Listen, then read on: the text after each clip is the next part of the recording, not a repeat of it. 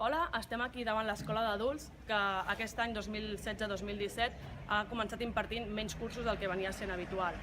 Després d'un temps hem aconseguit la relació d'inscrits a cada curs i quins s'han fet i quins no, i hem vist que no hi ha un criteri definit per saber quins cursos es fan i quins no.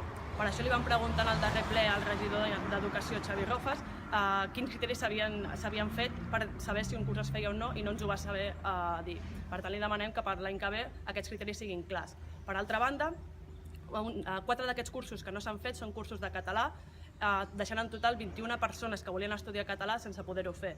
I nosaltres que creiem que els ajuntaments han de potenciar l'ensenyament del català, creiem que aquests cursos s'haurien d'haver impartit d'alguna manera o altra.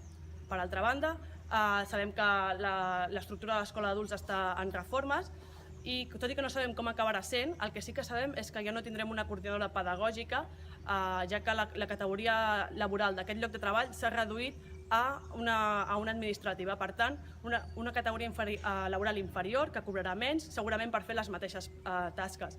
I amb això el que volem dir és que l'alcalde, que sempre es posa a la boca que vol augmentar la categoria laboral dels treballadors i les seves laborals, doncs en aquest cas està reduint la categoria laboral d'un treballador.